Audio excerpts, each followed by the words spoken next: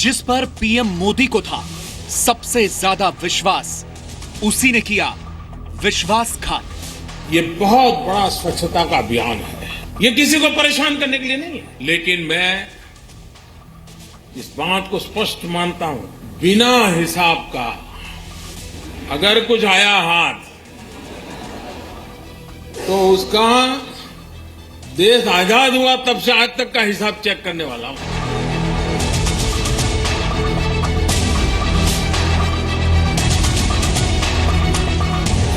भ्रष्टाचार की कतार से देश को आजादी दिलाने की मुहिम के असली दुश्मन आज होंगे बेनकाब। चीनी के लिए भी तो कतार में कभी खड़ा रहना पड़ता था, मिट्टी का तेल लाने के लिए कतार में खड़ा रहना पड़ता था, PL 400 ऐसी गेहूं लेने के लिए कभी कतार में खड़ा रहना पड़ता था। आपने देश को कतार में 70 साल तक खड़ा किया है। उन कतारों को खत्म करने के लिए ये मैंने आखिरी कतार लगाई है भाइयों।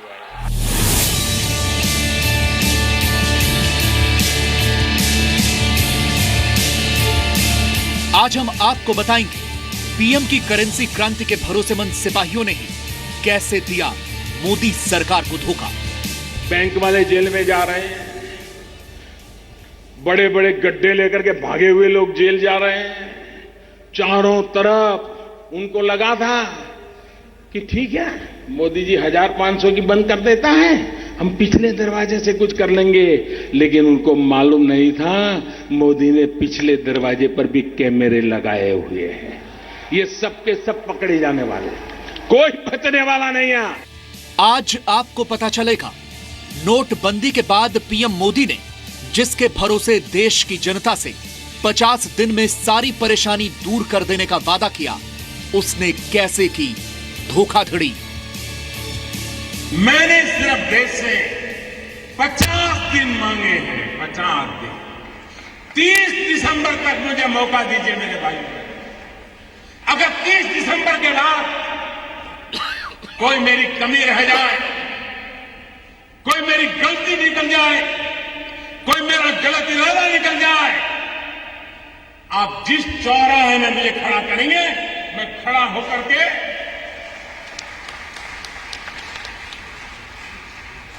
देश जो सजा करेगा वो सजा भुगतने के लिए तैयार है। नोटबंदी पर पीएम मोदी से विश्वासघात पर सबसे बड़ा खुलासा।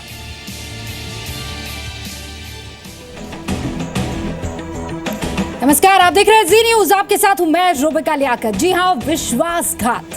मेरे पीछे जो आप स्क्रीन देख रहे हैं, इसमें वो तरीका है विश्वासघात का, अपने काले धन को सफेद करने का तरीका। विश्वासघात, वो भी प्रधानमंत्री नरेंद्र मोदी के साथ। यकीन नहीं होगा किसी को, लेकिन ये सच है। जानते हैं ये विश्वासघात कैसे हुआ?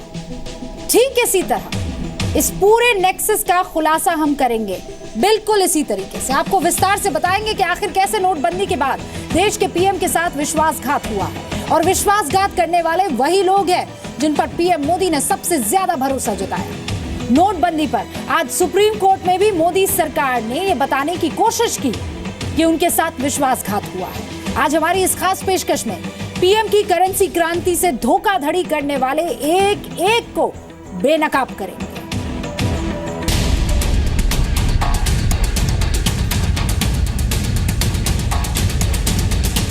18-18, 20-20 घंटे हमारे बैंक के लोग काम कर रहे हैं भाई।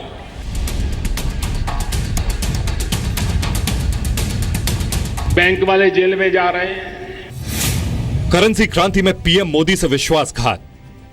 8 नवंबर को नोट बैन के बाद से अब तक देश की जनता कतार में रहकर भी प्रधानमंत्री नरेंद्र मोदी के साथ है। लेकिन जिन बैंक वालों पर पीएम को सबसे ज्यादा भरोसा था, उन्हीं में से कई बैंक और उनके कई अधिकारियों ने इस देश से, इस देश के प्रधानमंत्री से और इस देश की जनता से विश्वासघात किया है। नोटों के फर्जीवाड़े के नए मामले दिल्ली के कनॉट प्लेस और नोएडा के सेक्टर 51 में एक्सिस बैंक की ब्रांचेस से जुड़े हैं। नोएडा के सेक्टर 51 में एक्सिस बैंक ब्रांच पर आयकर विभाग की छापेमारी के दौरान एक्सिस बैंक में 30 फेक कंपनियों के अकाउंट मिले। इन अकाउंट्स में 60 करोड़ रुपए से ज्यादा जमा कराए गए। नोटबंदी के बाद कुछ बैंकों के बाहर लोगों को खासी परेशानी इसलिए हो रही है क्योंकि बैंक के अंदर गड़बड़ झाला जारी है। जो नोएडा का सेक्टर 51 है और यहाँ पर जो एक्सिस बैंक है, यहाँ पर भी नोटबंदी के बाद बहुत बड़ा गड़बड़ झाला चल रहा था। नोएडा में एक्सिस बैंक की ब्रांच में नोटों की धोखाधड़ी का जब खुलासा हो रहा था, उसी वक्त सुप्रीम कोर्ट में जज और मोदी सरकार के बीच नोटबंदी पर एक अहम संवाद चल रहा था।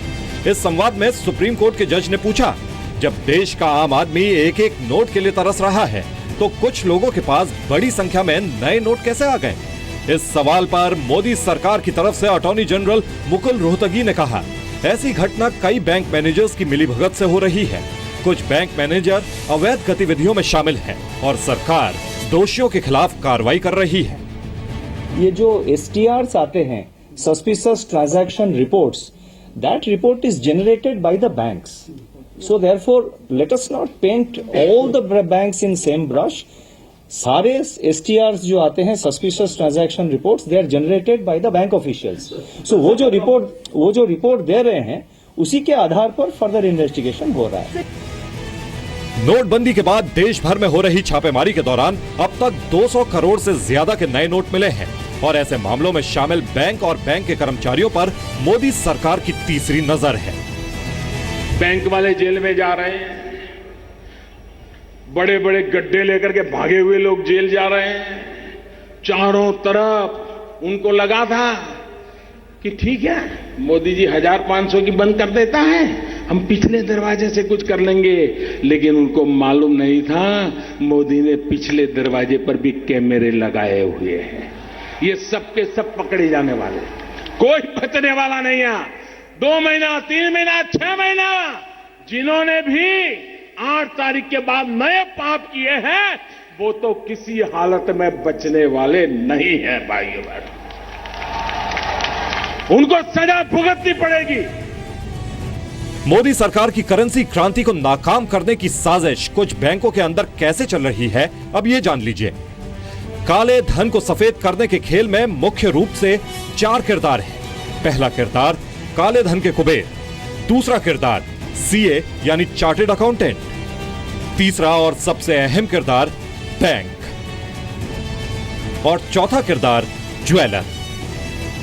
प्रधानमंत्री नरेंद्र मोदी की करेंसी क्रांति के 4 बड़े खलनायक हैं। ये चारों खलनायक आपस में एक दूसरे से मिले हुए हैं और इन्हीं की मिलीभगत से हो रहा है गुलाबी नोटों का काला खेल।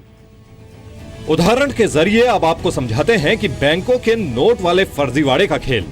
नोएडा सेक्टर 51 में एक्सिस ब्रांच में आयकर विभाग की छापेमारी के दौरान पता चला कि 30 फेक कंपनियों के नाम पर बैंक अकाउंट्स खोले गए हैं। हालांकि इस मामले में आगे की पड़ताल जारी है, लेकिन ये काला खेल किस तरह से हुआ होगा, ये हम आपको एनिमेशन के जरिए बताते हैं। सबसे पहले कड़ी में काला धन रखने वाला कोई शख्स किसी CA के पास गया होगा। करेंसी क्रांति के इन खलनायकों का नेटवर्क ब्लैक मनी होल्डर से शुरू होता है और उसके बाद इस नेटवर्क से जुड़ता है CA यानी चार्टेड अकाउंटेंट। पहले से कई फर्जी कंपनीज खोलकर बैठे CA ने कमीशन लेकर काले धन के कुबेरों से डील की होगी। CA की इस नेटवर्क में काफी अहम भूमिका होती है क्योंकि वो मजदूरों के नाम पर फर्जी कंपनियां खोलता है और फिर उन कंपनियों का अकाउंट बैंक के अंदर, और इसी अकाउंट के जरिए वो काले धन को सफेद करता है। Bank should have stringent provisions the branch managers and banks which are resorting this unhealthy practice. Say, I am very happy the way our Prime Minister is taking so much of risk, even keeping his position and party at risk, he has taken a bold decision of demonetization. Bank के कर्मचारियों पर शक इसलिए है क्योंकि बिना bank कर्मियों की मर्जी के ना तो फर्जी अकाउंट्स खोले जा सकते हैं और ना ही उन अकाउंट्स में करोड़ों रुपए जमा कराए जा सकते हैं। बैंक भी इस पूरे मामले में काफी लापरवाही बरतता है। इन अकाउंट्स के अंदर पैसा जमा होता रहता है, लेकिन वो इस बात की जांच बिल्कुल नहीं करते कि ये पैसा आखिरकार किसका है। उसका KYC करने में वो हमेशा लापरवाही बरतते हैं। नोएडा सेक्टर 51 की एक्सिस बैंक ब्रांच में अकाउंट्स जिन फर्जी कंपनियों के नाम पर खोले गए हैं, उनमें ज्यादातर के डायरेक्टर मजदूर हैं। Without बैंक ऑफिसर्स के इन्वॉल्वमेंट के लिए फेक अकाउंट खोलना इम्पॉसिबल है, क्योंकि जो केवाईसी शीट है उसमें एक डिक्लेरेशन होता है बैंकर्स की तरफ से कि भाई उन्होंने अकाउंट खोलते वक्त इस बंदे ने उनके प्रेजेंस में ये डॉक्यूमेंट साइन किए हैं और उन्होंने ओरिजिनल वेरीफाई किए। ये सब शीट देख के वेरीफाई करके तब वो सिस्टम में एंटर किया जाता है, तब अकाउंट खुलता है। हाँ, बिल्कुल कार्रवाई होनी चाहिए। वैसे तो मेरी राय तो ये कहती है कि मैनेजर जो भी कर्मचारी है पब्लिक को सौंप दिया जाए, इन पर अच्छे से डंडे पड़ने चाहिए और पब्लिक के हवाले कर दिया जाए। पैसे नहीं मिल रहे हैं और जिसका अकाउंट तो एक्सिस बैंक में आप कैश निकाल नहीं सकते, चेक लेके घूम रहे हैं, पैसे नहीं मिल रहे। कई दिन हम लोग यहाँ आते बोलते कैश नहीं है। एक्सिस बैंक ने अपने ताजा बयान में कहा है कि एक्सिस बैंक की ब्रांच पर छापेमारी नहीं हुई है, खातों की जानकारी मांगी गई है। आरबीआई को हम लोग जानकारी दे रहे हैं। नोएडा ब्रांच के 30 खातों के बारे में जानकारी मांगी गई। केवाईसी नियमों का सख्ती से पालन हो रहा है। जांच में कुछ संदिग्ध खातों का पता चला है जिन्हें अस्थायी रूप से सस्पेंड कर दिया गया है। ब्लैक मनी को व्हाइट में बदलने के इस खेल की आखिरी कड़ी है ज्वेलर। ब्लैक मनी को फर्जी कंपनीज के बैंक अकाउंट में डाला जाता है और उसके बाद असली किरदार शुरू होता है ज्वेलर्स का, क्योंकि जो पैसा इन अकाउंट में डाला गया होता है उसको आरटीजीएस के जरिए ज्वेलर्स को दिया जाता है और उसी के बदले में ज्वेलर्स जो पैसा जिसने डाला था उसको सोने की ईंट या दूसरी जो महंगी चीजें होती हैं उसका भुगतान करते हैं। तो यानी कि जो पैसा जो ब्लैक मनी था उसकी पूरी चेन यहाँ पर आकर खत्म हो जाती है। काले धन को सफेद करने के इस खेल में सबका कमीशन डील के तहत तय होता है कि बैंक वालों को कितना मिलेगा, ज्वेलर को कितना मिलेगा और सीए के पास कितनी रकम जाएगी। अनुराग चड्ढा के साथ जितेंद्र शर्मा, जी मीडिया, नोएडा।